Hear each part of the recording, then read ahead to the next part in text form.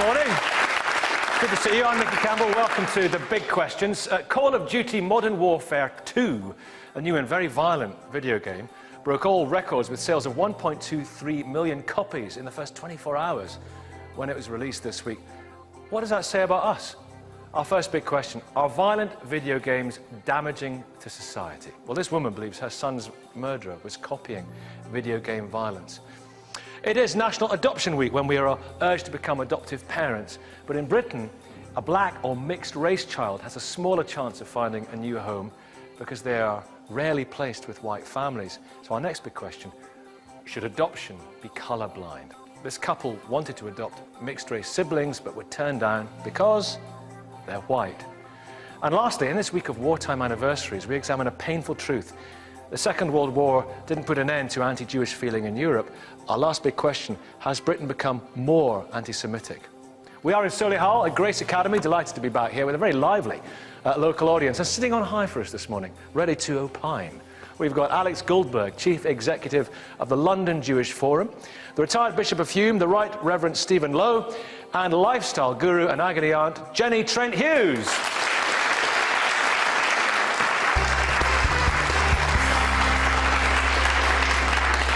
Now, whether you like it or not, lots of grown men like to play with computer games, and worryingly to some, many revel in the cyber world of danger, violence and brutality. The games manufacturers call this emotional adult content. Now, here's a flavour of what Call of Duty is about. And don't worry, we're not about to expose you to the violent bits. This is a carefully chosen section.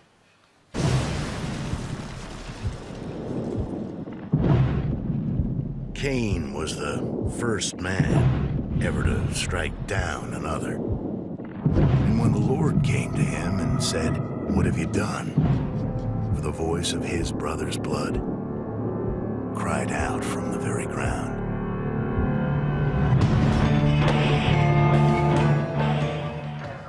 Well, biblical reference in there. Miranda Suit, you have real concerns about this. Isn't this, what's different about this from, when I was a kid and I was running around playing make-believe war games, pretending to be a British soldier, shooting Germans? Couldn't do it now, but I was going all that stuff. What's the difference, cowboys and Indians? Yeah. Well, we've been working with an academic, Professor Kevin Brown, who says that the role-playing element of these games makes them very, very potent. And we've actually just launched a postcard campaign about this to try and get better regulation of violent video games, because we've had a lot of anecdotal evidence from parents and teachers saying how they make children more violent. Well, children shouldn't be playing this game. It's not for children. We're talking about, in general, what's it doing to society? Well, the academic research shows that it is making people more violent. The research in America showed that 12% of anybody's predisposition to violent behaviour comes from violent media, particularly games. In this country, 10%.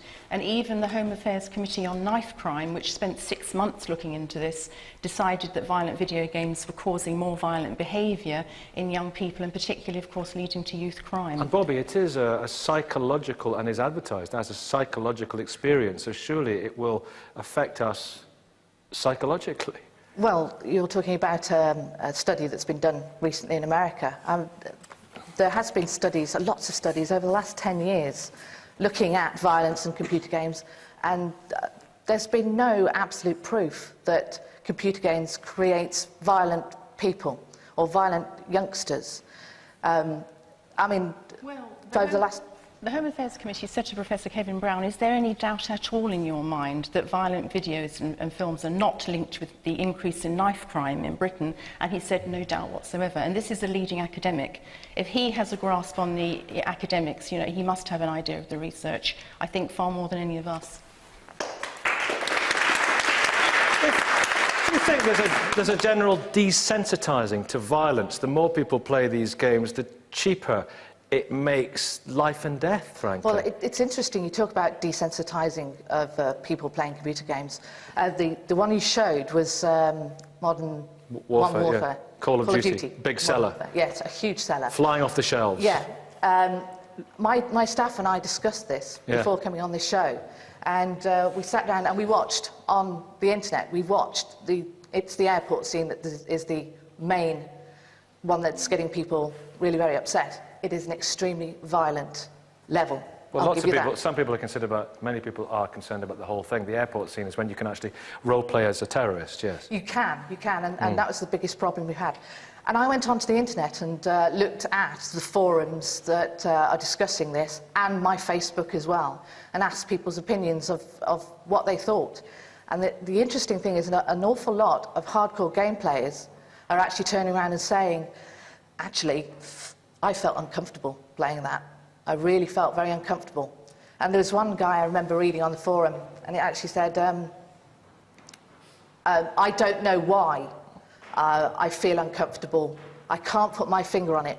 I just do. If, Jenny Chentrews, if we were to play... This is interesting, isn't it? Because, I mean, it's interesting hearing Bobby has qualms about this even, but if you or I were to play it, I don't consider myself to be a violent person, and I've known you quite a long time. I don't think you are a violent person. Would we become more violent as a result, were we to... Well, I'm going to tell you what happened to me last night. I watched different aspects of the game last night, and I watched that particular airport scene.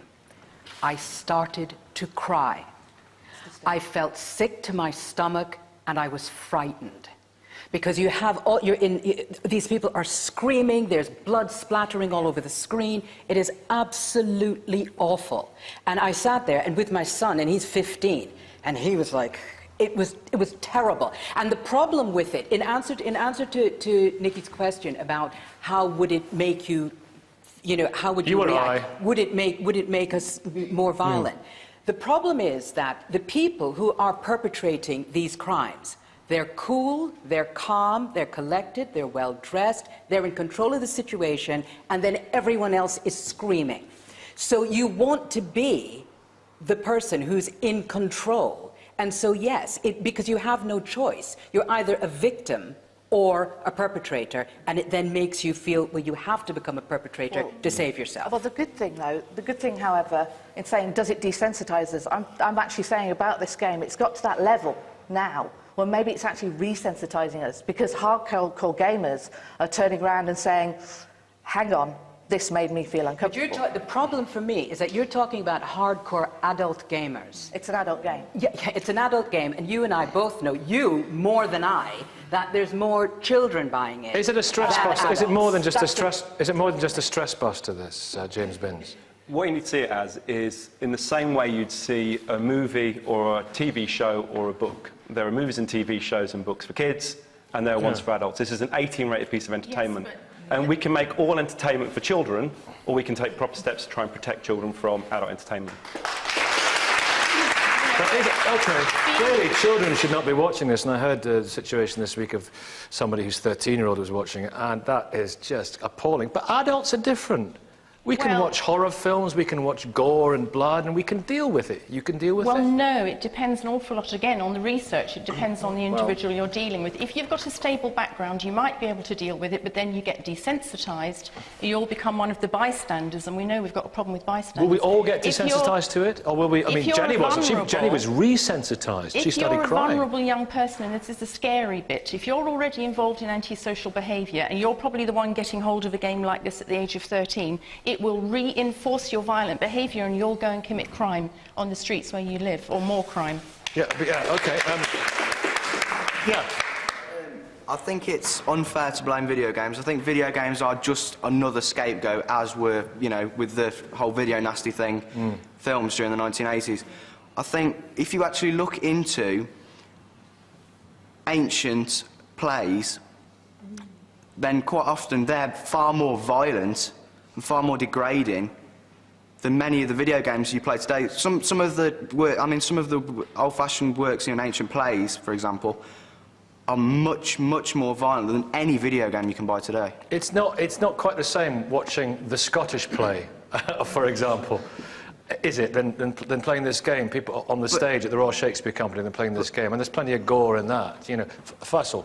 I think you can't equate it with watching a movie or reading a book. I think this is a much more intimate experience with violence. Oh, come on, reading a book is an intimate experience. I mean, you're actually mentally, carrying out the actual effects of violence. But ultimately, a lot of people make the excuse that this is just sport, it's entertainment.